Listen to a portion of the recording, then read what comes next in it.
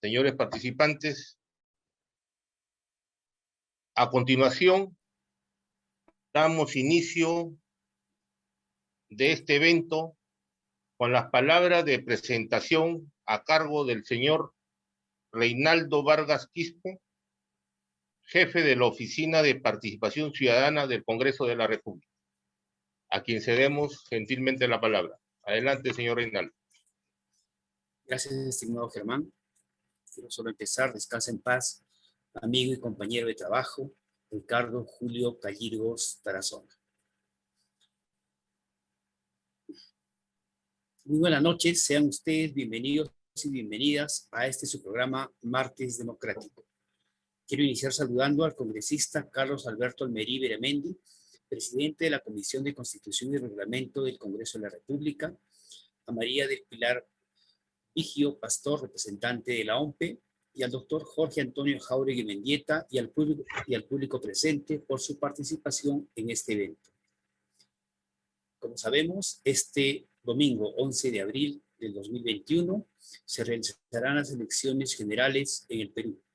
Este proceso electoral de elecciones tiene un carácter especial, al estar inmersos en un ambiente de mayor expansión de la segunda ola del COVID-19, lo cual obliga a que los electores y el personal que gestione el acto electoral respete y cumpla todos los protocolos de bioseguridad para reducir el mínimo de contagios en este proceso. Para ello, debido al estado de emergencia sanitaria en que nos encontramos, la OMPE ha emitido una normativa de bioseguridad para el proceso de elecciones, el número 0382, y este contempla cuidados y protocolos para el personal de la OMPE, las fuerzas del orden, los electores y la prensa. Cerca de 25 millones de ciudadanos han sido declarados aptos para ejercer el derecho a votar y participar en el ejercicio ciudadano de elegir al presidente o presidenta de la República, a 130 congresistas de la República y a 5 titulares y 10 suplentes representantes al Parlamento andino. En el caso de que ningún candidato a la presidencia alcance el 50% más uno, iremos a una segunda vuelta el 6 de junio del 2021. El procedimiento de elección que aplica en el Perú para elegir a los 130 congresistas es mediante la aplicación de la cifra repartidora, con doble voto preferencial opcional.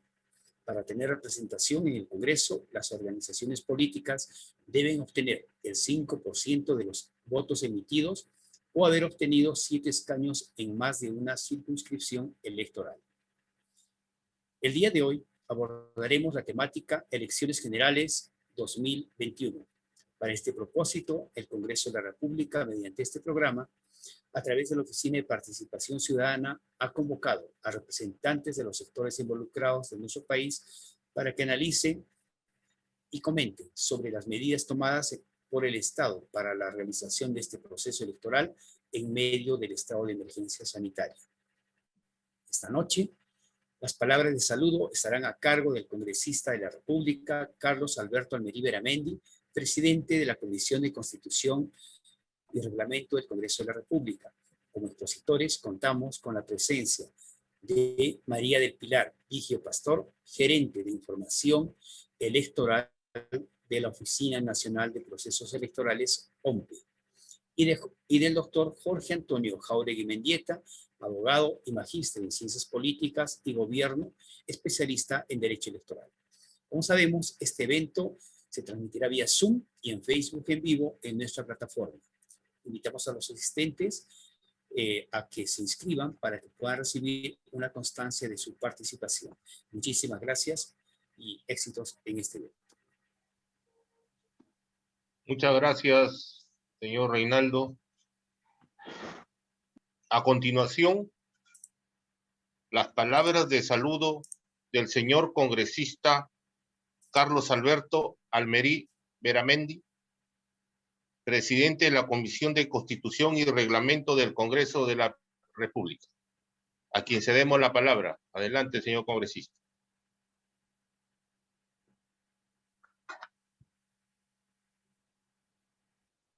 Buenas Adelante, noches. señor En primer congresista, lugar, por favor. Gracias.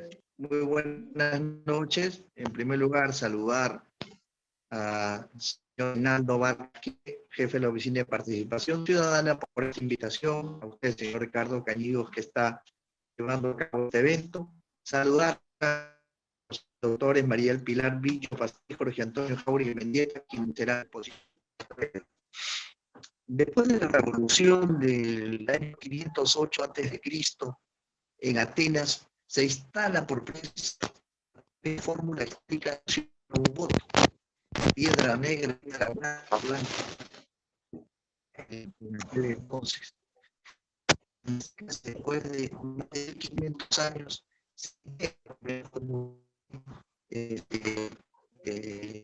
era la que iba a tomar las decisiones en los asuntos públicos. La democracia, pues, era entonces el inicio, y este aporte fue el gran filósofo Clístenes, político griego, considerado para la democracia. Hemos pasado por distintos estados históricos. La sociedad tribal en un inicio, la imperial teocrática, la monárquica, el estado monárquico absoluto, el estado monárquico constitucional y la asamblea representativa con su gran inicio en la Revolución Francesa del siglo XVIII. Por eso es importante conocer que gracias a este evento histórico, desde los griegos en Atenas, se inicia la idea y el pensamiento de la democracia, el poder del pueblo, y como algunos lo conocen, el poder del pueblo para el pueblo y por el pueblo, en una traducción ya norteamericana de algunos pensadores de esta nueva sociedad moderna. Creo y estoy convencido que las reformas políticas que se han dado en este siglo XXI, sobre todo en Latinoamérica, están sirviendo para aclarar los conceptos en materia electoral de una mayor participación transparente y representativa. Y solamente esto se puede lograr y hacer mediante una participación constante y permanente ciudadana. Por eso estoy, decía, convencido de que sin unas verdaderas elecciones, que la expresión auténtica de la voluntad.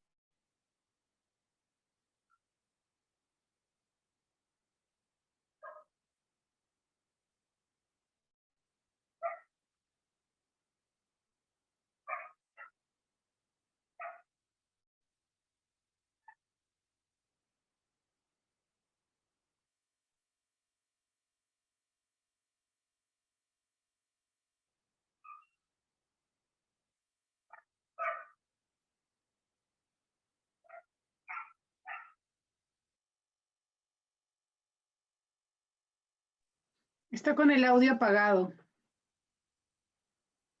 Tiene que abrir su audio, señor congresista. Perdón, se corta el audio, yo estoy hablando. Permítame, ahí me escuchan. Ahora sí. Sí, a ver, por favor, congresista, disculpe. ¿En qué momento se cortó? Perdone usted, Se Ricardo, entrecortó. por continuar. Hace un minuto. ¿En qué momento se cortó? Hace un minuto. Decía de que estoy convencido de que la democracia tiene que sostenerse básicamente en un tema electoral, porque la democracia lo que cuenta primero son los votos, es decir, los votos que reflejan la expresión auténtica y la voluntad del ciudadano para elegir a sus autoridades. En ese sentido, creo yo que los procesos electorales deben contribuir al desarrollo de la vida democrática que ya tenemos manteniendo desde 1980 y sobre todo preservar el fortalecimiento de los partidos políticos, que es la gran tarea. Quiero saludar y expresarles una vez más, darle las gracias por esta oportunidad y esperar que esta hora de conferencia, estas horas de conferencia, sean fructíferas para todos los ciudadanos que nos están viendo. Muchas gracias. Muchas gracias, señor congresista. A continuación, tenemos como primera expositora a la doctora María del Pilar Vigio Pastor, gerente de información electoral de la Oficina Nacional de Procesos Electorales, OMPE, educadora de la Pontificia Universidad Católica del Perú, magíster en Comunicación y Educación de la Universidad Autónoma de Barcelona, maestría en Gobernabilidad y Procesos Electorales, Escuela Electoral y de Gobernabilidad del Jurado Nacional de Elecciones y del Instituto Universitario de Investigación Ortega y Gasset de España. Especialista en educación electoral, cívica y ciudadana, educación financiera, género y voluntariado con jóvenes y adolescentes. Le cedemos gentilmente la palabra, doctora. Adelante. Gracias. Bueno, buenas noches con todos y con todas. Agradezco la invitación de la Oficina de Participación Ciudadana del Congreso de la República. Gracias también por las palabras del congresista Almerí y del señor Reinaga. Nuevamente les traigo el saludo del jefe nacional de la OMPE, el doctor Piero Corbeto Salinas. Y bueno, la idea de mi participación en este espacio es poder informarles de la manera más completa y luego recibir sus comentarios y preguntas respecto a las elecciones generales de este domingo. Ya estamos a días y creo que hay información muy valiosa que podemos compartir. Bueno, he dividido la agenda con estos temas, un poco la ficha técnica de la elección, a quienes elegimos, la línea de tiempo del proceso electoral, la presentación de la cédula de sufragio y los tipos de voto, las líneas de acción que está tomando la OMPE al organizar elecciones en un contexto de pandemia, los protocolos de prevención y seguridad y también información sobre capacitación electoral. Entonces vamos a empezar. A ver. Esta es la ficha técnica de la elección. En el Perú somos 25.287.954 electores hábiles que conforman el padrón electoral, y este se divide en dos: los electores hábiles en el territorio nacional y los electores hábiles en el extranjero, ¿no? Entonces, en el Perú el domingo van a votar 24.290.921 electores y en el extranjero 997.033. En el territorio nacional hemos habilitado 86.488 mesas de sufragio. Vamos a contar con 104 centros de cómputo que están a nivel nacional. En esos centros de cómputo se procesan las actas de escrutinio que contienen los resultados de las mesas electorales. Vamos a tener 11.928 locales de votación. En una elección normal en años anteriores, sin pandemia, normalmente teníamos un promedio de 5.300 locales de votación. Por la coyuntura, la OMPE tiene más del doble de locales de votación porque hemos tenido que reducir el aforo para que los electores vayan más seguros a votar, ¿sí? Más locales de votación con menos aforo. Tenemos 94 oficinas descentralizadas de procesos electorales, las famosas ODPs a nivel nacional, que son los brazos de la OMPE. A través de ellas se organiza la elección a lo largo de todo el territorio nacional. Y en el extranjero tenemos 212 ciudades donde habrá elecciones y en 1.874 distritos del país. Y bueno, como todos sabemos, pero vale la pena recalcarlo, vamos a elegir el domingo al presidente y 2 vicepresidentes, a 130 congresistas de la República y a 5 parlamentarios andinos titulares y 10 suplentes. En el extranjero Como mencioné, vamos a tener 212 ciudades, salvo, ahora les voy a explicar un par de lugares donde ya no se va a celebrar la elección por motivos de la pandemia. 222 locales de votación y 3.371 mesas de sufragio en el extranjero. Si vemos este mapa del mundo, en las zonas del color más oscuro, del azul oscuro, es donde hay más población peruana, hay mayor electorado. En las zonas con colores más suaves es donde hay menos, ¿no?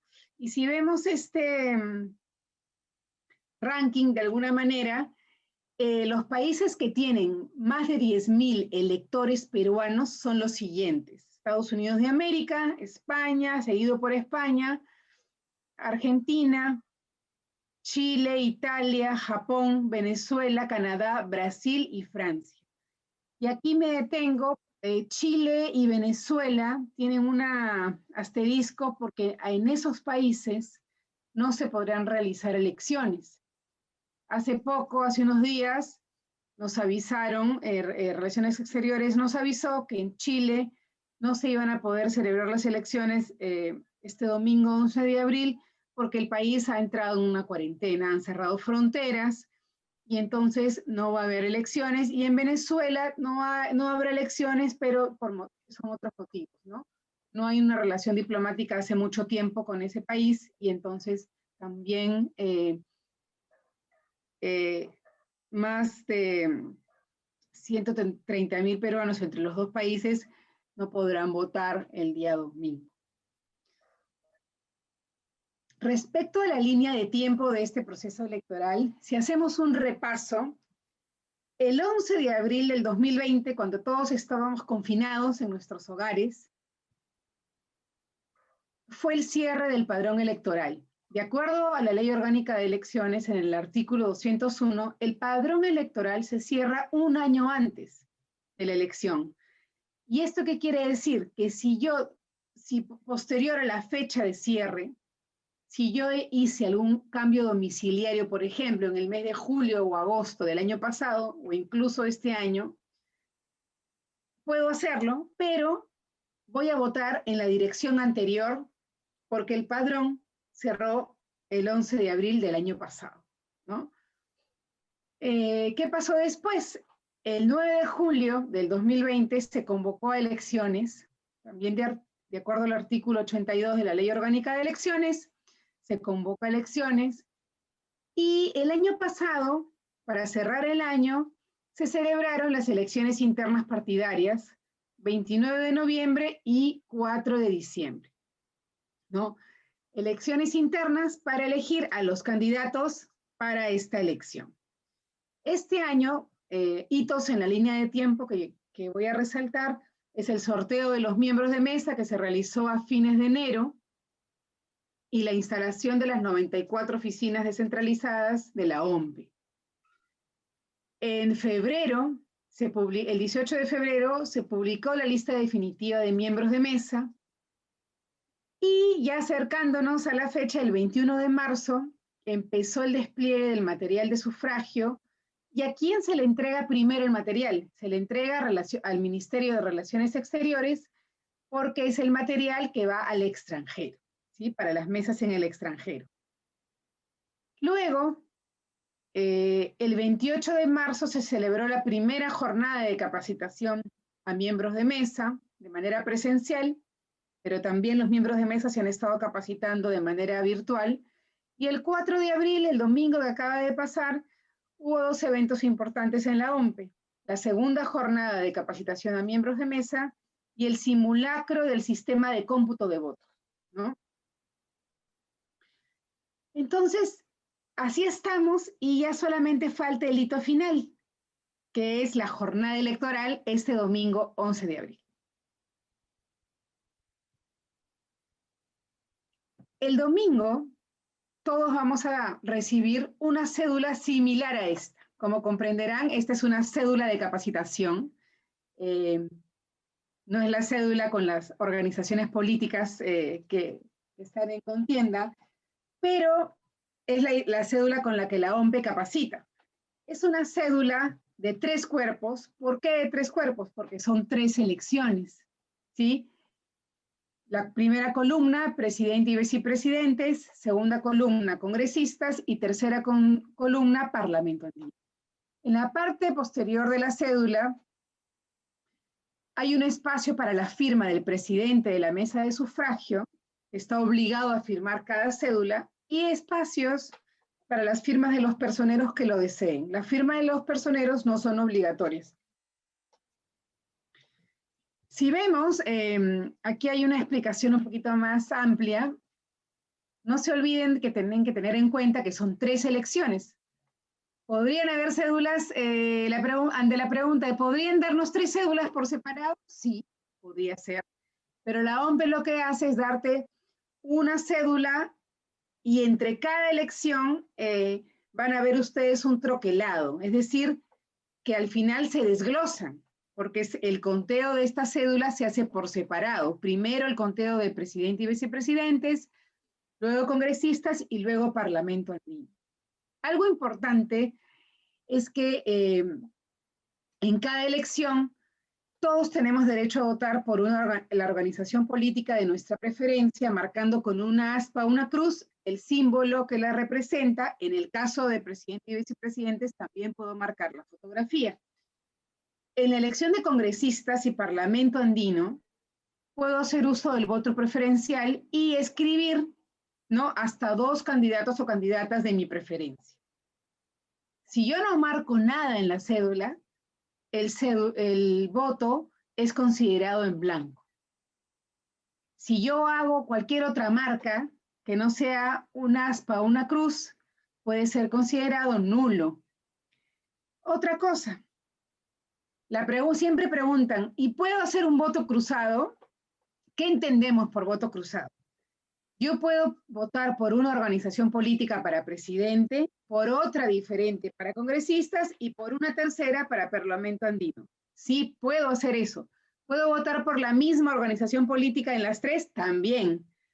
¿Puedo votar para presidente y para congresistas por la misma y para parlamento andino por otra? También. Entonces, eso es importante también saberlo. Y aquí también les he traído algunos ejemplos de marcas, ¿sí? Por ejemplo, ¿cuándo se considera un voto válido? Como ya lo expliqué, para presidente, la elección de presidente y vicepresidentes, poniendo un aspa o una cruz sobre el símbolo de la fotografía o los dos, ¿no? Cualquiera de esas formas es válida. ¿Y cuándo se considera un voto nulo? Si yo marqué más de un símbolo o de una fotografía. No, eso no puedo hacer porque yo solamente puedo elegir un candidato. O si puse un signo distinto a la cruz o el aspa, por ejemplo, si pongo un check o un círculo, eso es nulo también. O cuando la intersección de la cruz o el aspa está fuera del recuadro del símbolo de la fotografía. Eso también anula el voto. Bien, ahora vamos a pasar a la elección de congresistas y parlamento andino. Los he juntado porque la lógica es la misma. ¿Cuándo es un voto válido aquí? Yo puedo marcar el símbolo y puedo hacer uso del voto preferencial escribiendo 1 o 2. ¿Sí? Todas las opciones que ustedes ven en pantalla en este momento son consideradas válidas, ¿sí? Porque lo que prima es la intención del voto, ¿sí? Si yo, por ejemplo, no marco el símbolo, pero escribo, bueno, se entiende que quiero ir por esa organización política, ¿no? Entonces, tenemos diferentes variantes. Los miembros de mesa son los que hacen el escrutinio, y es a su criterio también y a la capacitación que han recibido el validar o no los votos. ¿Cuándo es un voto nulo? Cuando marco más de una organización política, ¿sí? Cuando hago una marca que no es ni cruz ni aspa, cuando la intersección está fuera del símbolo. Bien. Multas electorales. Este es un tema que no es tan simpático, pero es importante informarlo, ¿sí? Si yo salí elegido miembro de mesa y no pudo a votar, la multa es 220 soles, que equivale al 5% de una UIT. Esto también aplica para el ciudadano que se niega a instalar la mesa de sufragio, ¿no? Si no va el miembro de mesa titular o suplente y se le solicita a un ciudadano de esa mesa que por favor asuma la mesa y este se niega, también puede ser acreedor a una multa. Y luego para los electores hay 3 tipos de multas. Para los distritos considerados no pobres, es 88 soles. Para los distritos pobres, pero no extremos, 44 soles. Y para los distritos en pobreza extrema, 22 soles. Asimismo, es importante también informar sobre la dispensa al voto, ¿sí? La dispensa al voto se solicita post-elección, a partir del día siguiente, bueno, del lunes, ¿no? En este caso sería de lunes, a partir del lunes 12. Y, es ante el Jurado Nacional de Elecciones, quien además, previo pago de una tasa de 23 soles en el Banco de la Nación, 23.60 para ser específica, yo puedo presentar mi dispensa al voto si tengo, o mi caso cae en estas particularidades. Si tengo más de 65 años, si padezco alguna enfermedad cardiovascular, pulmonar crónica, hipertensión, ¿no? Diabetes o cáncer, si tiene obesidad con el índice de masa corporal más de 40, o asma moderada, insuficiencia renal, si está llevando algún tratamiento de inmunosupresión, si, por ejemplo, estás en el extranjero por estudios o enfermedad, si has sido víctima de robo o pérdida del DNI, cuiden mucho por estos días su DNI. He escuchado muchos casos de personas que han perdido su documento justo vísperas de la elección o lamentablemente han sido víctimas de robo. Si tienes más de 37.5 de temperatura, esto lo voy a explicar ahora después con mayor detenimiento, o si eres una persona con alguna discapacidad que te impide ir a votar el día. O también por desastres naturales o pérdidas de familiares directos. Y luego también tenemos lo que es justificación al cargo de miembro de mesa, ¿sí? Hay tiempo hasta mañana miércoles porque esta justificación debe presentarse antes de los 5 días naturales previos a la fecha de la elección. Se paga una tasa de 12.60 en el Banco de la Nación, ¿sí? Y aquí las causales básicamente es por enfermedad. Es por enfermedad. La causal es por enfermedad, presentando el certificado expedido por un médico, ¿no? Esto es la justificación y ya, bueno, se está venciendo este plazo. Bien, hasta aquí, ahora voy a presentar las líneas de acción que ha tomado la OMPE para organizar una elección general en este ambiente, esta coyuntura tan difícil que tenemos de pandemia. Primero, la OMPE, lo primero que hizo fue aprobar los 7 protocolos de prevención y seguridad contra el COVID-19. Estos protocolos, que además están a disposición de todo el mundo en nuestra página web, son públicos, se trabajaron entre la OMPE y el Ministerio de Salud. Esa fue la primera medida. La segunda medida es la desconcentración de los electores. Es decir, como les expliqué al inicio, más locales de votación, tanto en el territorio nacional como en el extranjero. Luego tenemos la ampliación del horario de votación. Ustedes recordarán que antes la votación era de 8 a 4 de la tarde. Ahora es de 7 de la mañana a 7 de la noche y además la OMPE está apostando y recomendando por un voto escalonado con franja horaria que ahora voy a detallar. Y una cuarta línea de acción es el incentivo económico a los miembros de mesa de 120 soles. ¿A quién se le va a pagar? a las miembros de mesa sorteados o electores de la cola que el día 11 de abril asuman la mesa de sufragio, asuman la conducción. A esas 3 personas que asuman la conducción de la mesa de sufragio, se les va a pagar. Igual en la segunda vuelta, ¿no? Si es que la hubiera. Otras medidas adoptadas para la prevención de contagios y el correcto desarrollo del proceso de votación es que la OMPE, por ejemplo, va a tener nuevos grupos ocupacionales. ¿Esto qué significa? Va a tener personal en los locales de votación, organizadores de filas que van a orientar a los ciudadanos y van a estar pendientes que los ciudadanos mantengan la distancia y se les tome la temperatura. Instalación de una sola mesa de sufragio en aulas intercaladas. ¿Esto qué quiere decir? En un local de votación, ustedes van a ver en una aula solo una mesa de sufragio, en la siguiente aula vacía y en la subsiguiente, recién la siguiente mesa de sufragio. Bueno, en diciembre lo que hizo la OMPE también fue difundir el aplicativo Elige tu local de votación para poder elegir un local cercano a nuestro domicilio. Y además, cada mesa de sufragio va a tener 2 cabinas de votación, no una, sino 2, para agilizar la votación el día domingo. Respecto al voto escalonado, esto es muy importante y la verdad que la OMPE está recomendando, no es una obligación, pero está recomendando poder que todos los ciudadanos y ciudadanas puedan seguir esta recomendación. ¿Qué quiere decir? En el horario de 7 a 7, de 7 a 9, y por favor, señor Germán, me dice lo del tiempo porque yo no estoy, me va avisando, por favor. Continúe nomás, doctora, continúe, yo le aviso. Ya, gracias.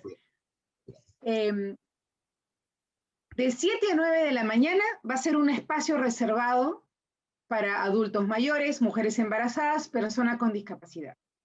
Y a partir de las 9 en adelante, si mi DNI termina en 1, como vemos en la pantalla, en el ejemplo, me correspondería ir de 9 a 10.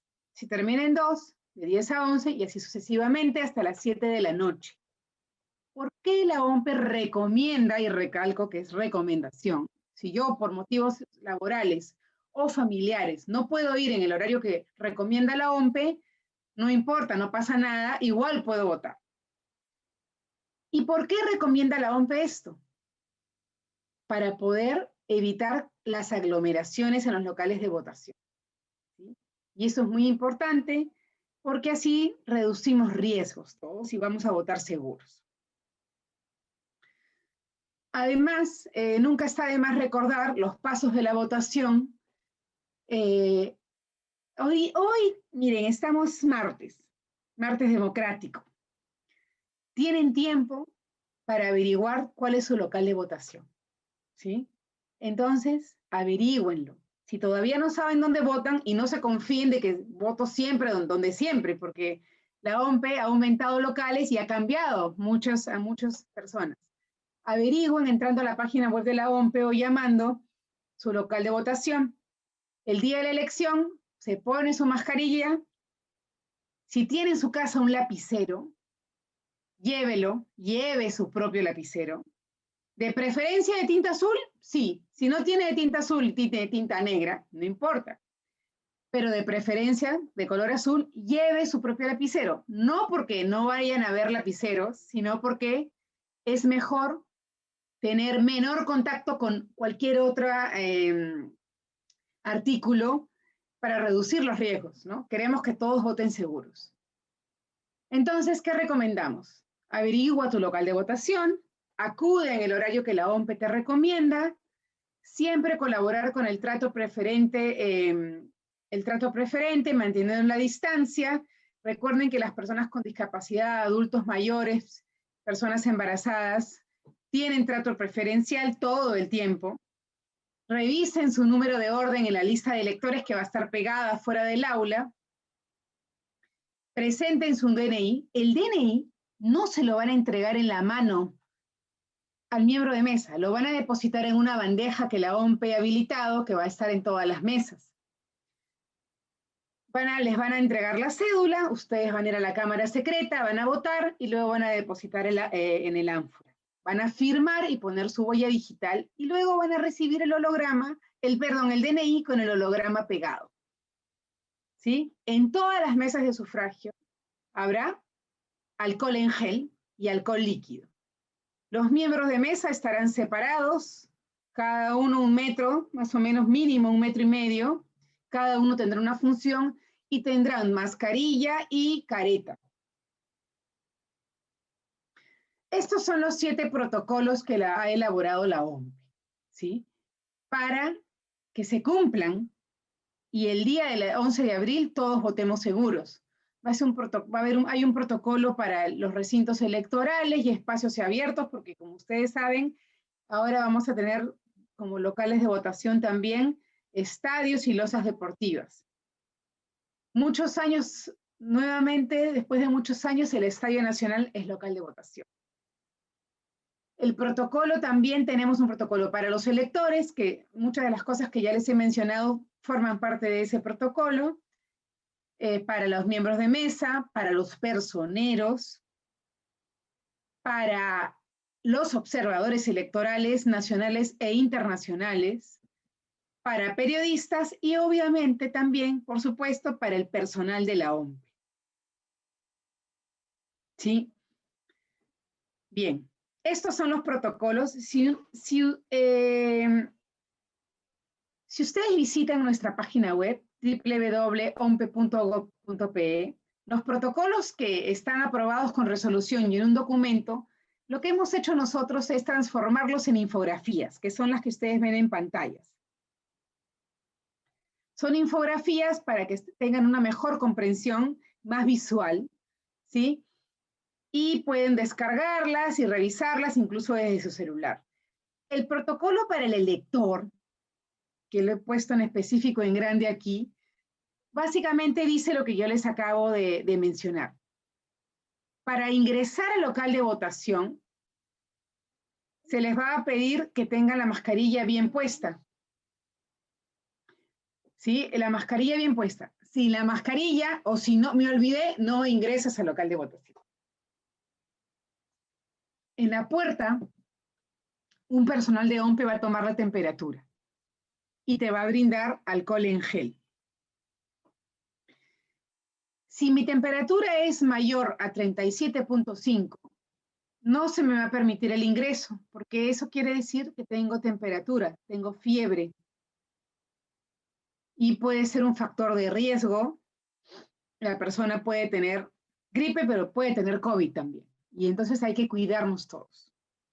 Esa persona no pagará multa y se le tomarán sus datos para que se regrese seguro a su casa sin pagar no va a pagar posteriormente ningún tipo de multa. ¿Sí? No. Seguimos.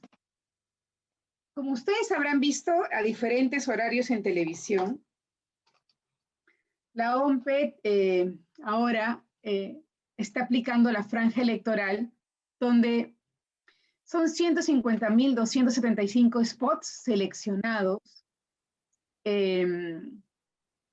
Los proveedores fueron seleccionados por las propias organizaciones políticas. Esto es una inversión de más de 64 millones de soles. Y tenemos spots tanto en televisión como en radio, ¿no? En diferentes canales y en diferentes emisoras radiales. Y bueno, para ir un poco cerrando, ya estoy creo que con el tiempo, solamente yo les recomiendo, y si todavía no se han capacitado, la OMPE se debe a ustedes, a los electores y electoras. Nosotros hacemos educación electoral, capacitación electoral, a todas estas personas, a todo el Perú, en su diversidad. A los electores, a los miembros de mesa, a los miembros de las Fuerzas Armadas y Policía Nacional. ¿Sí? Y entonces, el Perú en su diversidad va a ir a votar este domingo, y a todos ellos la OMPE ha capacitado y está terminando de capacitar. Entonces, solo para ir concluyendo, si ustedes entran a nuestra página web van a poder ver estos materiales. tenemos cartillas para los personeros, para los miembros de mesa, todo el material es de acceso público, cartillas para las Fuerzas Armadas, el afiche cómo votar. Tenemos una cartilla para la participación inclusiva, para promover la participación inclusiva de personas con discapacidad. Doctora, disculpe, 2 minutos, por favor. Sí, ya estoy cerrando. Ya, gracias. Los pasos de votación para las personas con discapacidad, recursos complementarios, en fin, si ustedes visitan www.ompe.gov.pe van a tener este material. Hemos traducido material en diferentes idiomas, quechua aymara, shipibo coniwa, xánica, matsigenga, quechua aymara, aguajún. Tenemos material informativo intercultural. Hemos aprobado un protocolo para garantizar el voto de las personas trans que han tenido muchos problemas antes al momento de ir a votar. Tienen una mirada, ese es un trabajo muy interesante y un esfuerzo para garantizar que el voto sea libre de discriminación. Y finalmente yo los invito a ingresar a ompeduca.gov.pe. Ompeduca es el campus virtual de la OMPE. Solamente poniendo el DNI, personeros, electores y miembros de mesa pueden capacitarse y tienen toda la información. Es un curso amigable que lo pueden seguir. Es un video que ustedes pueden seguir. Y bueno, les recomiendo que lo hagan. Estamos a tiempo. Estamos todavía martes. De aquí al domingo tenemos unos días para que puedan ingresar a Ompeduca. Yo les agradezco la atención y bueno, hasta aquí me quedo. Gracias. Muy amable, doctora María del Pilar. Agradecemos su excelente ponencia. A continuación, tenemos como siguiente expositor al doctor Jorge Antonio Jáuregui Mendieta, abogado magíster en Ciencias Políticas y Gobierno, especialista en Derecho Electoral, docente universitario en la Facultad de Derecho y Ciencia Política de la Universidad Nacional Mayor de San Marcos, abogado especialista en Derecho Electoral de la Oficina Nacional de Procesos Electorales, consultor del Ministerio del Interior, partícipe de las misiones de observación electoral de la Unión Europea en el Perú para los procesos de elecciones generales 2016 y elecciones congresales extraordinarias 2020, asesor de la Comisión de Constitución y Reglamento del Congreso de la República.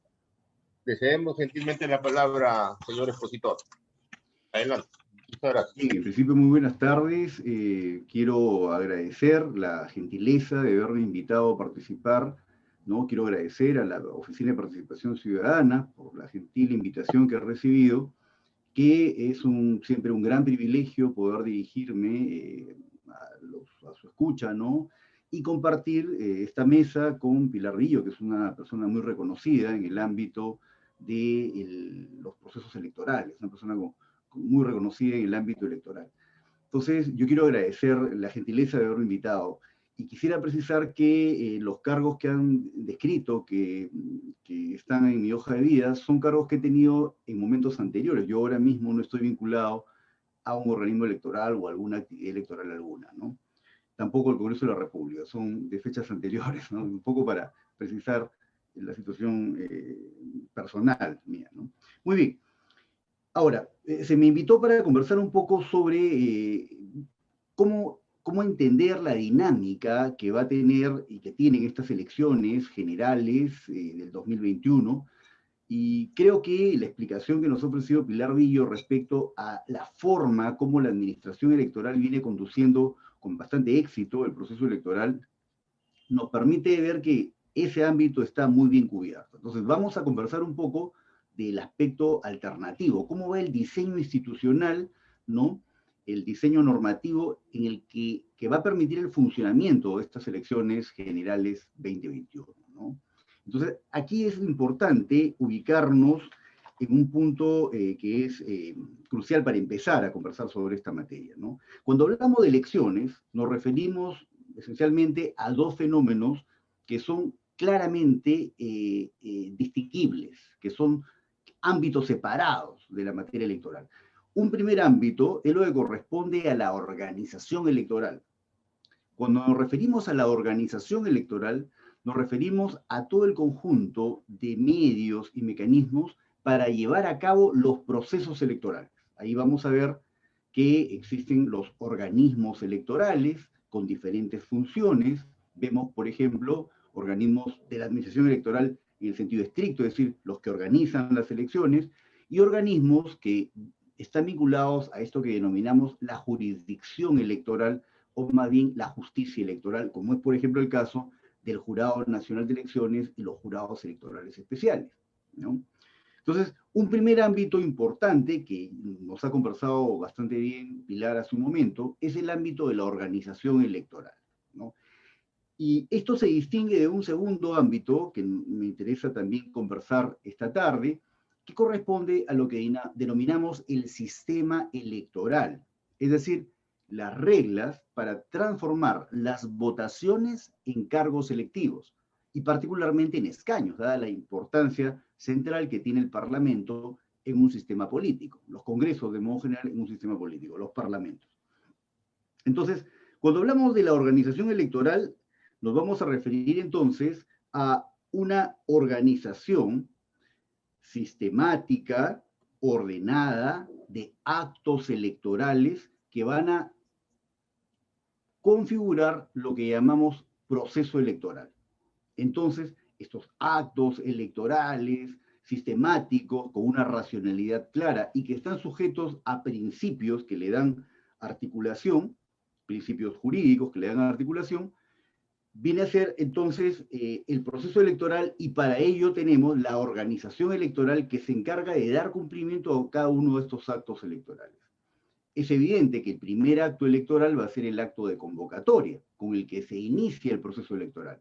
Como bien nos mencionaba Pilar, el acto de convocatoria se dio el año 2020, ¿no? En abril del 2020 se produjo la convocatoria al proceso electoral, y entonces van a suceder un conjunto de actos electorales que van a permitir que el proceso electoral se ejecute, se realice, ¿no? Entonces, ahí los organismos electorales, de acuerdo a la Ley Orgánica de Elecciones, cumplen determinadas funciones, ¿no? De modo general, se puede distinguir, habíamos mencionado, la función de administración electoral, que ocupa fundamentalmente la OMPE, la Oficina Nacional de Procesos Electorales, y en el otro ámbito, la justicia electoral, que está a cargo del Jurado Nacional de Elecciones, que viene a ser los mecanismos para resolver jurisdiccionalmente las impugnaciones que se presenten en el ámbito administrativo contra algún acto electoral.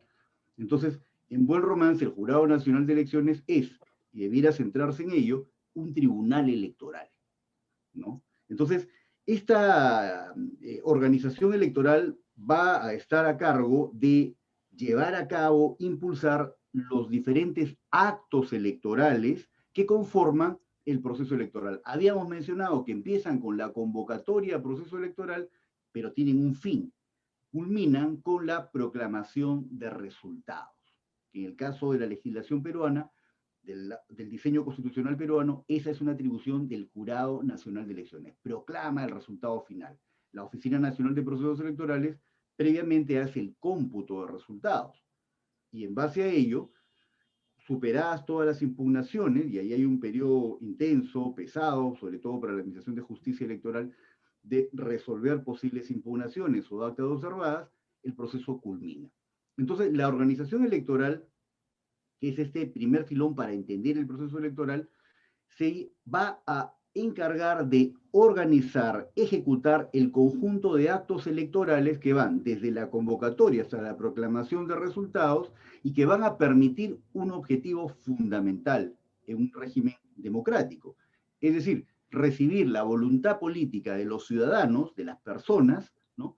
Y transformarla en cargos de representación política.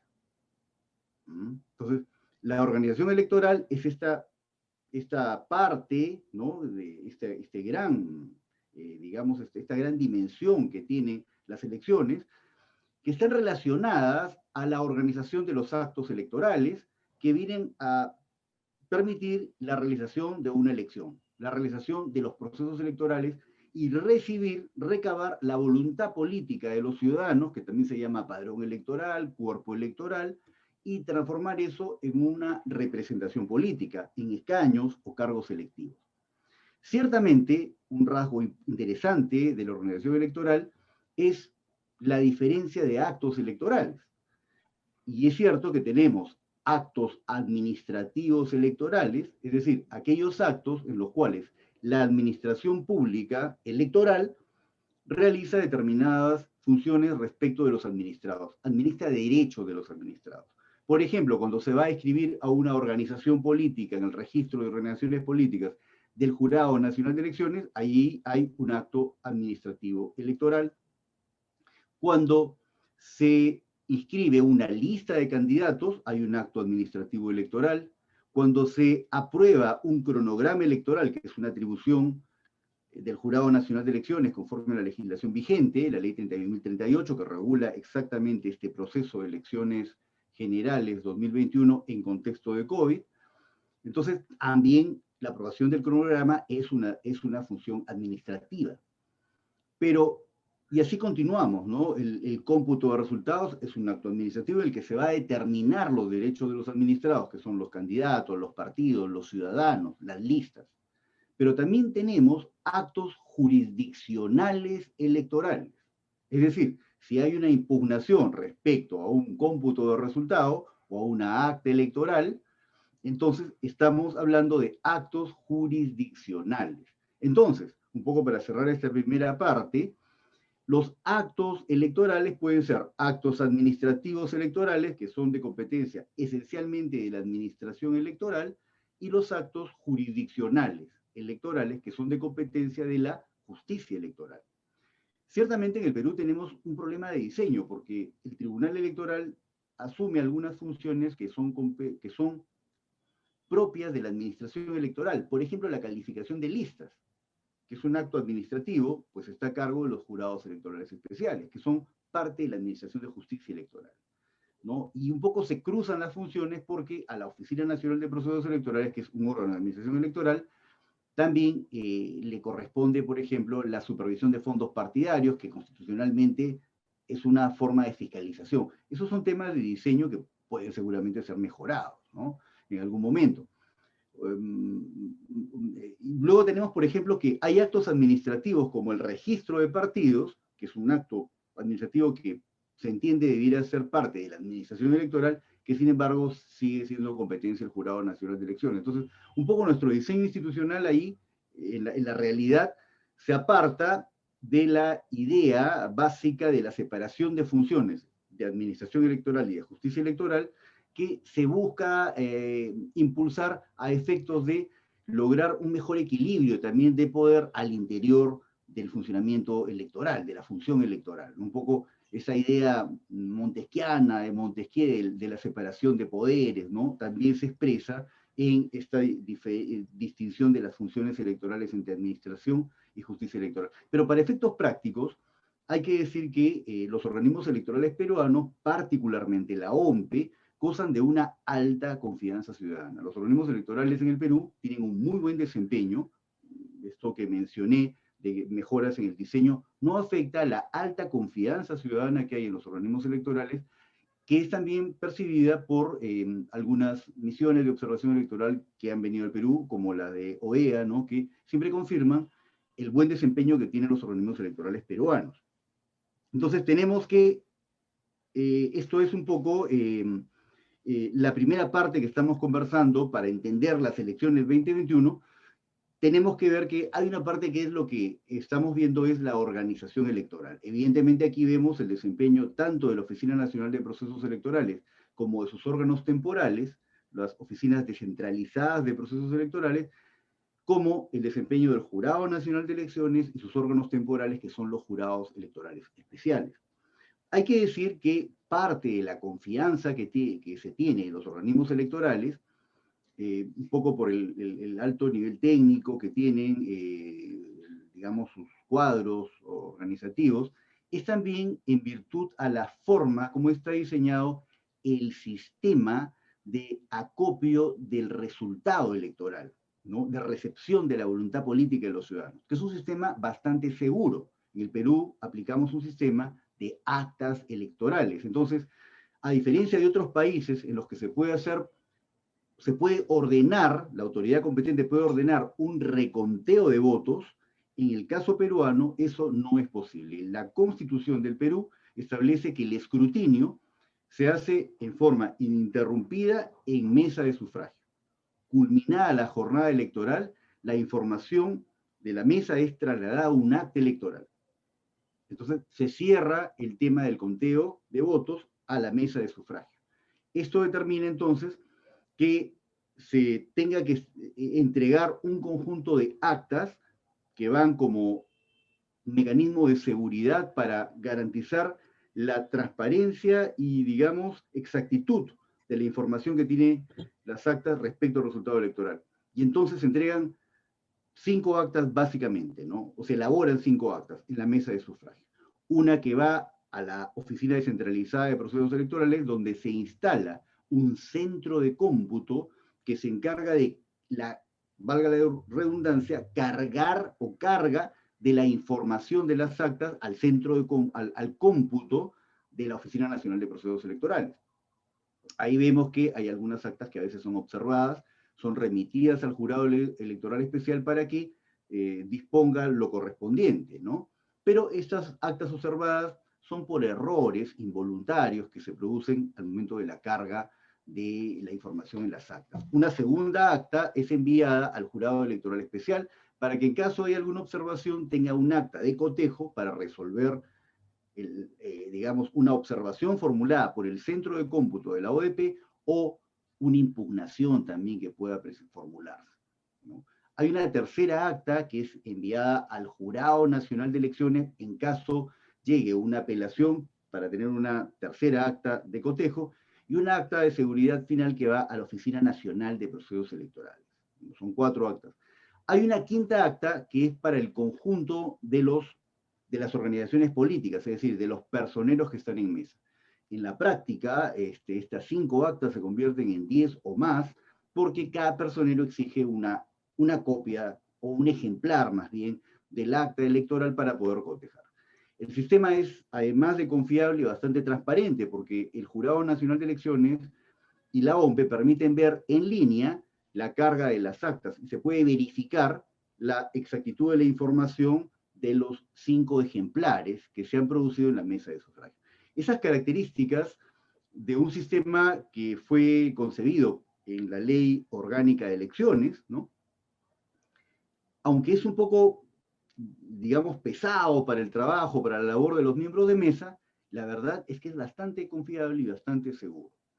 OMPE, digamos, ha aportado algunas soluciones tecnológicas muy relevantes para mejorar el funcionamiento de las mesas y sobre todo el trabajo de los miembros de mesa, que, como repito, normalmente deben elaborar cerca de 15 actas o 12 actas en cada mesa para cumplir con enviar las 4 actas a los organismos electorales, ¿no? A los órganos temporales y órganos permanentes, y además para el conjunto de los personeros que están en mesa.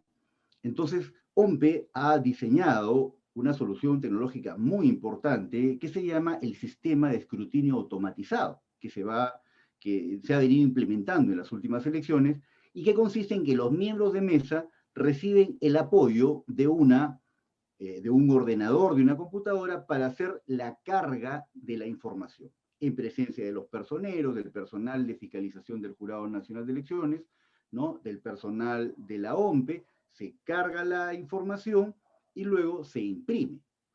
Esta tecnología permite evitar que hayan observaciones, actas observadas, es decir, errores materiales, ilegibilidades, deficiencias involuntarias que se dan al momento de escribir en las actas, porque hay que imaginar que un miembro de mesa que está desde las 7:30 de la mañana y que tiene una jornada extensa, y peor aún en esta coyuntura de COVID, ¿no? En la que hay una carga emocional lógica, razonable, temor al contagio, pues llega al final de la jornada, al menos del acto de sufragio, ¿no? que da lugar al escrutinio, pues cansado. Y entonces elaborar una gran cantidad de actas, evidentemente, los pone en riesgo de cometer algún error involuntario, ¿no? Entonces, ciertamente esto no es un problema sustantivo, pero digamos que lo que quería rescatar es que ese sistema ha logrado ganar la confianza de los ciudadanos, y entonces hay por esto una confianza que los resultados electorales expresan de modo bastante razonable la voluntad de los ciudadanos, de forma exacta, hay que decirlo, ¿no? La voluntad de los ciudadanos, sin alguna deficiencia. Muy bien, entonces esto es respecto a la organización electoral. En estas elecciones generales de 2021 hemos visto muy bien, como Pilar nos ha mostrado, todas las diferentes medidas que la OMPE está tomando, muy adecuadas, además alineadas a las normas sanitarias que ha aprobado el Ministerio de Salud, porque es su competencia, el Ministerio de Salud es el sector competente para aprobar las normas sanitarias, y entonces vemos que la organización electoral se ha adecuado de modo muy, digamos, eficiente a la coyuntura del COVID-19 para ofrecer condiciones de una razonable seguridad que permite ejercer el sufragio sin riesgo de contagio, ¿no? Entonces, esto es en cuanto a la organización electoral. Pero decíamos que además tenemos un elemento paralelo que también nos permite entender cómo funcionan los procesos electorales. Y es que, además de una organización electoral, los procesos electorales contienen diseños de sistema electoral o de sistemas electorales. Porque aquí vamos a ver que nosotros tenemos, en realidad, muchas elecciones simultáneas. Vamos a tener una elección presidencial nacional, en el que el territorio nacional es un distrito, pero vamos a tener luego en cada departamento, más Lima Metropolitana, más los peruanos en el exterior, como elecciones paralelas para elegir representantes ante el Congreso de la República. Entonces, varias elecciones simultáneas, adicionalmente a la elección de los representantes peruanos ante el Parlamento andino. Entonces, van a ser varias elecciones con varias circunscripciones simultáneamente, ¿no? ¿Cómo entender cómo funciona esto? Bueno, acá llegamos al ámbito del sistema electoral, que es la expresión o el fenómeno que camina paralelamente a la organización electoral.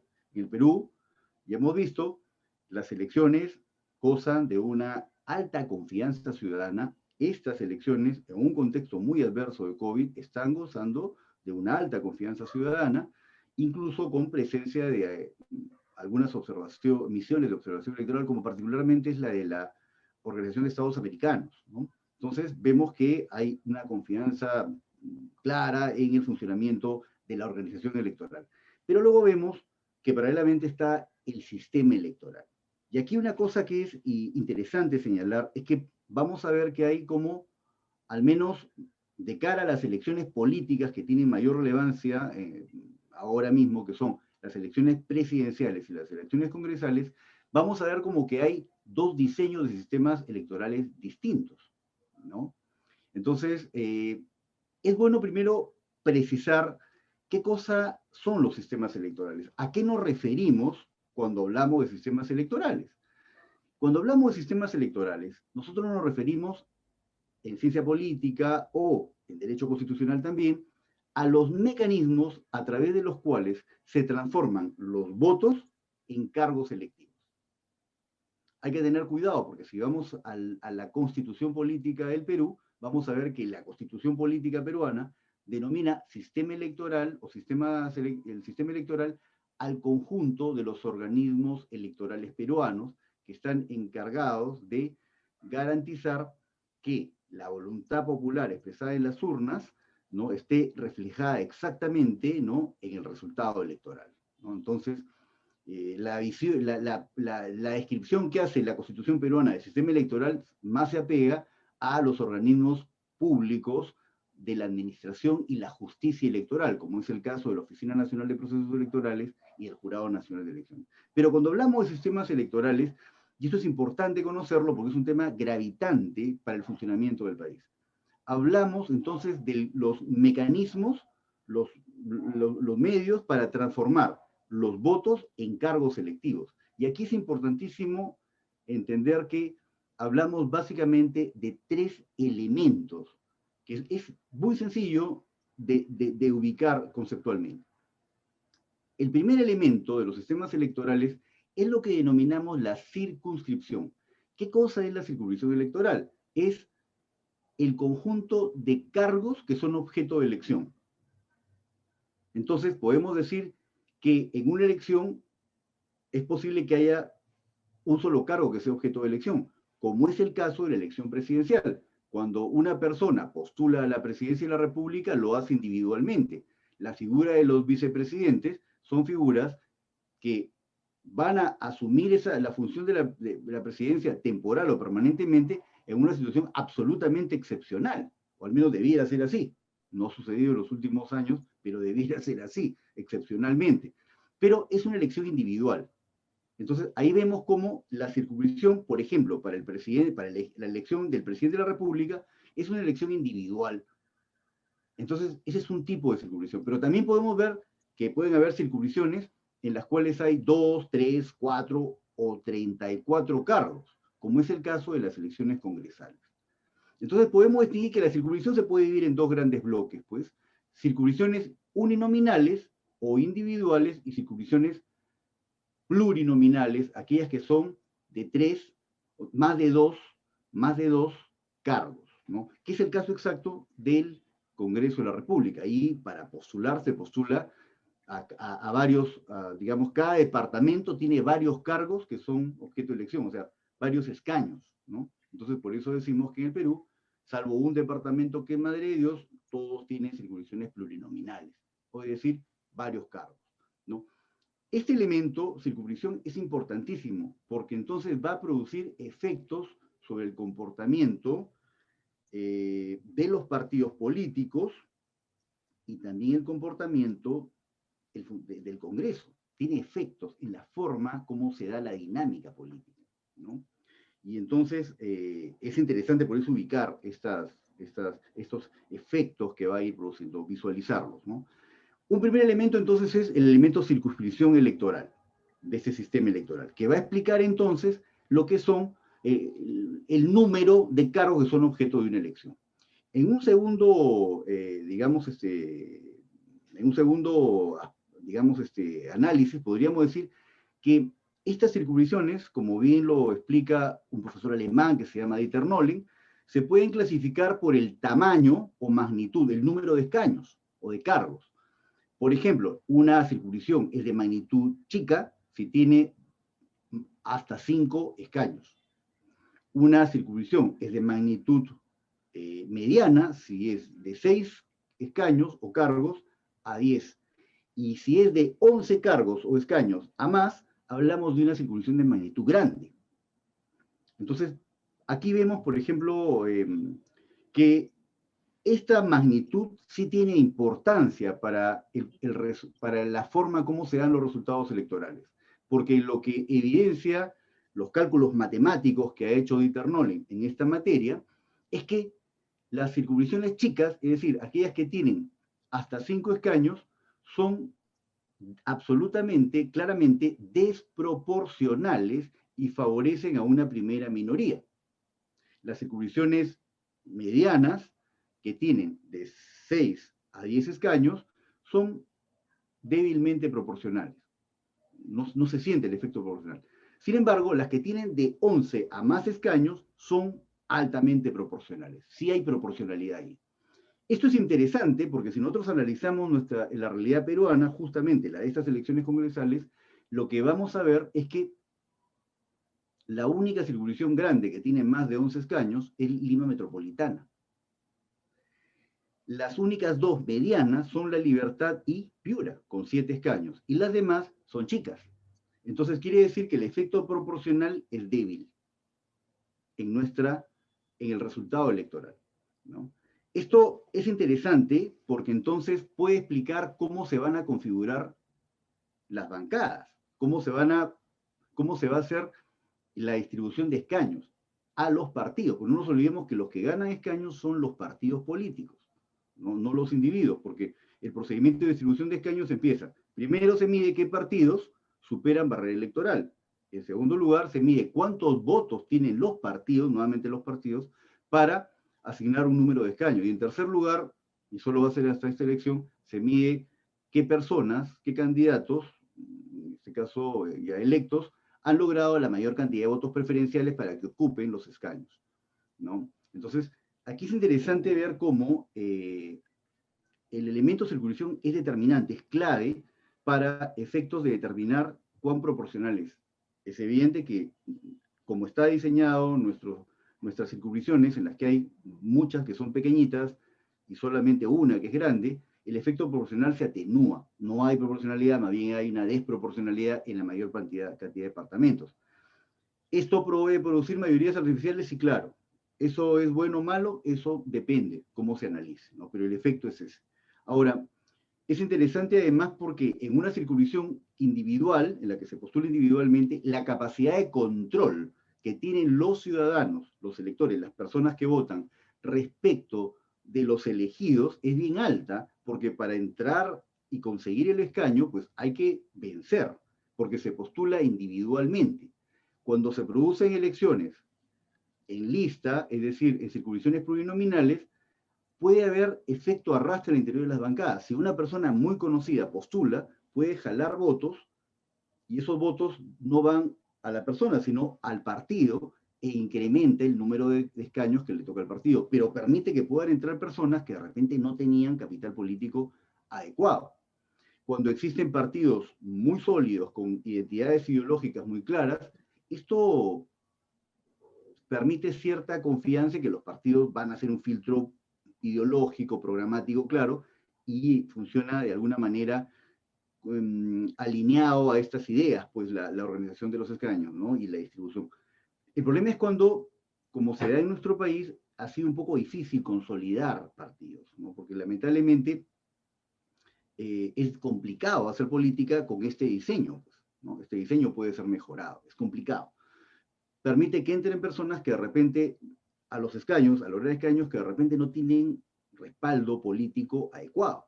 Puede darse esa situación, en algunos casos particulares. Y esto hace que el incentivo para representar sea débil, y eso hace que además el poder de control de los ciudadanos sea, digamos, débil también. Esto se ha visto tremendamente afectado negativamente cuando hace unos años, el año 2019, se impidió la reelección inmediata de congresistas. Entonces los ciudadanos no solamente es que no controlan bien qué personas entran al Congreso o no, sino que además ahora no pueden premiar a los que representen bien y castigar a los que sientan que no les representan. Se rompió el mecanismo de control básico. Por eso creo que una de las cosas más negativas que se ha incorporado en los últimos años es el impedimento de reelección inmediata para congresistas, ¿no? Como lo fue también para el caso de las elecciones regionales y municipales, que están impedidos los gobernadores y los alcaldes de reelegirse cuando no hay un argumento técnico, una evidencia empírica que demuestre que en la reelección en esos niveles también era alta, era un problema. Entonces son temas que hay que revisar, ¿no? Muy bien. El segundo elemento, ¿no? Entonces, un poco para cerrar este primero, en el caso peruano vemos que las circunscripciones para estas elecciones generales 2021, en el caso presidencial, la circunscripción de la elección presidencial es una a nivel nacional, ¿no? Porque a nivel nacional elegimos al presidente. Esta circunscripción tiene además la característica que aplica un mecanismo de fórmula mayoritaria que exige que si alguna de las candidaturas no supera el 50% de los votos válidamente emitidos, pues haya que ir a una segunda vuelta o balotaje, ¿no? Pero bueno, en el caso de las elecciones congresales tenemos en cambio que cada departamento constituye una circunscripción. Y aquí vemos que la mayor cantidad de circunscripciones son pequeñas, por lo tanto hay un efecto desproporcional. Significa que eso favorece a los partidos que tienen más votos y le quita posibilidad de acceso a los partidos más chicos, que tienen menos votación. Eso es en español lo que está sucediendo. El segundo elemento, porque habíamos dicho que el sistema electoral tiene tres elementos que son fundamentales. El primero es circunscripción, ya hemos hecho la descripción de cómo se ha diseñado la circunscripción electoral para las elecciones generales y para las elecciones congresales. El segundo elemento importante es esto que llamamos el diseño de las candidaturas. Entonces, si la elección es individual, o sea, hay un solo cargo que es objeto de elección, por ejemplo, para elegir al presidente de la República, a la presidencia de la República, entonces el diseño de la candidatura, lógicamente, va a ser individual. porque es un solo cargo que se va a postular. Pero ¿qué sucede si la circunscripción es plurinominal? O sea, hay más de un cargo. Entonces, el diseño de la candidatura tiene que ser en lista. Y ahí es como cuando vemos que aparecen algunos modelos de listas, como es el caso que tenemos en el Perú. Tenemos la lista cerrada, bloqueada, en la cual la organización política define en una elección interna la configuración de las candidaturas, es decir, las Doctor Jáuregui, personas que postulan. disculpe, ¿Sí? doctor Jáuregui, 2 minutos para que culmine, por favor. Correcto, vamos a Gracias. correr porque falta todavía un elemento adicional. Y entonces, si la elección es, si hay más de un cargo, entonces se tiene que postular en lista, ¿no? Entonces nosotros tenemos, en forma precisa, un diseño de candidatura que subsiste hasta ahora, que es el de lista cerrada no bloqueada. ¿Por qué? Porque podemos ejercer hasta esta elección el voto preferencial. Yo creo que se ha dicho mucho que el voto preferencial es nocivo, que afecta mucho la organización de los partidos. A mí particularmente me parece que es un mecanismo que permite que las personas expresen preferencia electoral, dado que es un poco complicado que aquí haya niveles de control fuertes de los ciudadanos. Y el tercer elemento es el elemento fórmula electoral. Y aquí cerramos un poco la idea, ¿no? En el caso nuestro, la fórmula electoral que aplicamos para la elección presidencial es una fórmula mayoritaria que exige balotaje, es decir, esta segunda vuelta. En el caso de las elecciones congresales, es una elección, es una fórmula cuyos efectos son iguales, idénticos a los que produce el método D'Hondt, ¿ya? Pero que acá le llamamos cifra repartidora, pero en el procedimiento es muy similar. ¿Qué produce esto?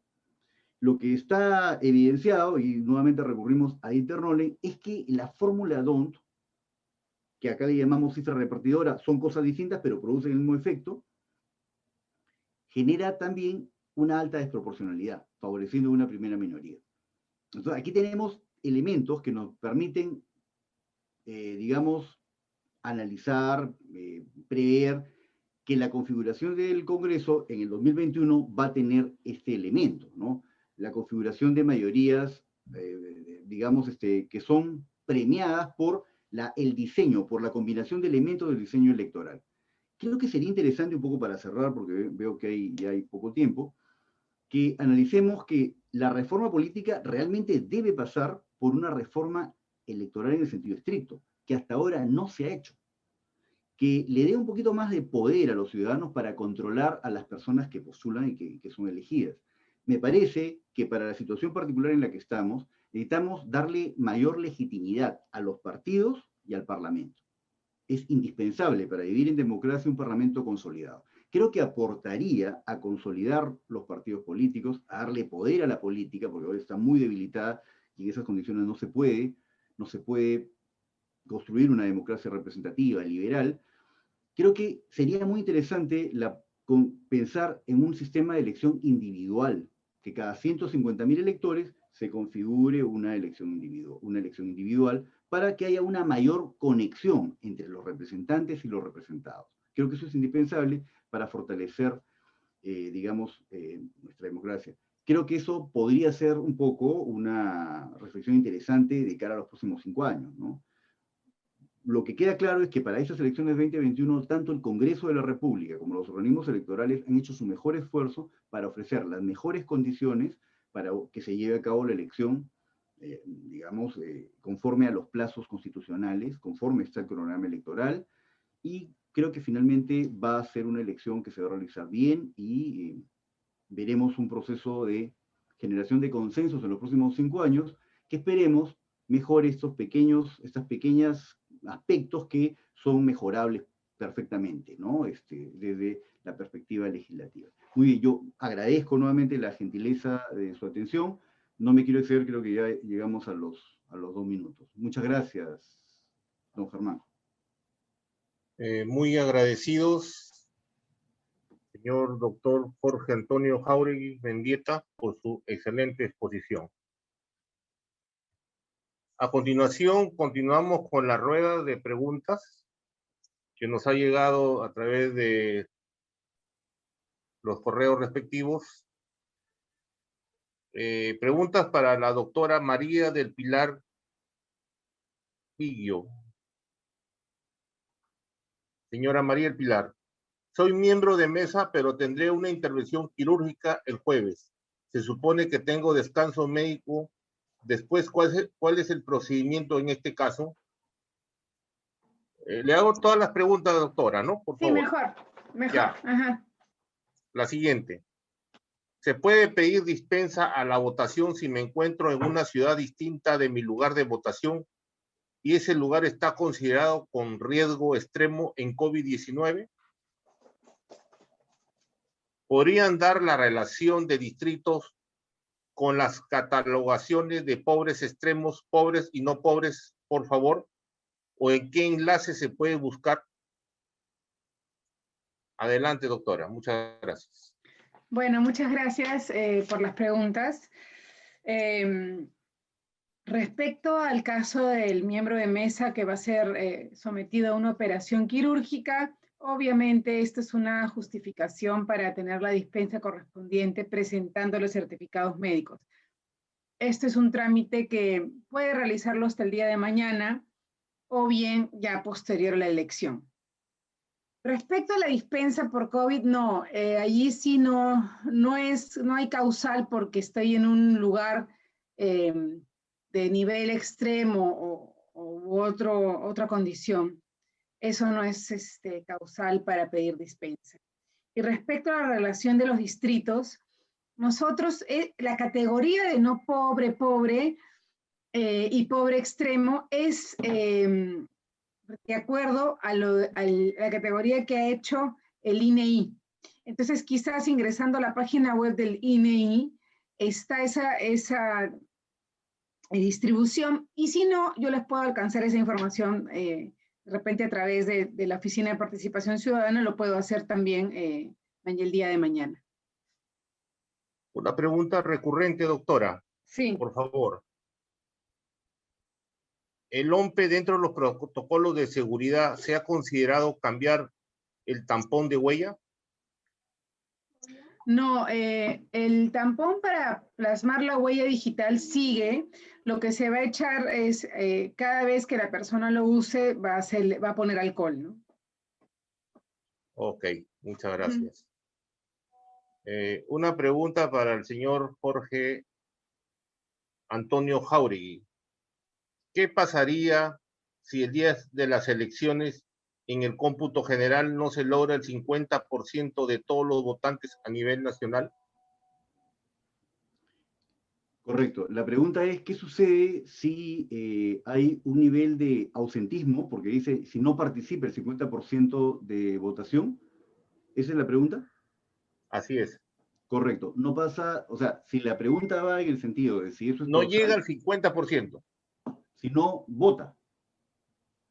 Acá dice el cómputo general si no se llega al 50% de todos los votantes a nivel nacional, o sea, de los votantes. Correcto, se entiende. Eso implicaría que haya una participación menor al 50% del total del padrón electoral. Y lo que hay que señalar ahí es que no existe, eso no es causal para anular la elección. Las causales o digamos los criterios para anular una elección están previstos en la norma constitucional, ¿no? Si mal no ubico, el artículo 184 de la Constitución, el que establece por qué se puede anular una elección. Y es solamente si los votos nulos o blancos, sumados o separadamente, superan, digamos, las 2/3 partes de los votos válidamente emitidos. Como en el Perú tenemos un sistema en el que el sufragio, el voto, es secreto, libre, es un derecho, pero también es obligatorio, siempre hemos tenido unos niveles muy altos de participación, usualmente alrededor del 80%, sobre el 80% de participación. Entonces, la legislación y la Constitución no se ha puesto en el supuesto, ¿no? En el caso hipotético de que haya una participación o un ausentismo electoral alto. Por lo tanto, no es causal para anular la elección, ¿no? Y la verdad es que la valla de que los votos nulos o blancos, sumados o separadamente, superen en 2/3 partes a los votos válidamente emitidos, es una valla muy alta. Particularmente yo no creo que eso vaya a suceder, ¿no? Esa un poco sería la respuesta. Muchas gracias por la pregunta. Ok, muchas gracias, señor Jorge Antonio Jáuregui. por su excelente exposición. Invitamos al jefe de Participación Ciudadana, al doctor Reinaldo Vargas, para el cierre del evento. Por favor, adelante, señor Reinaldo. Muchas gracias, estimado Germán. Solo agradecer la exitosa y valiosa participación de la doctora Pilar Vigio, el representante de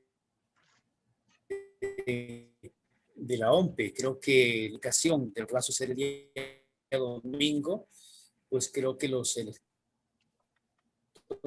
y la ciudadanía ha gozado de expresarse y una forma también de cómo informarse a través de esa página que usted ha podido presentar. Creo que tenemos una herramienta adicional más para poder seguir nosotros, los ciudadanos, acercarnos a saber dónde votar y qué hacer y cómo también autocapacitarnos, y esperemos que este proceso pues sea el más exitoso.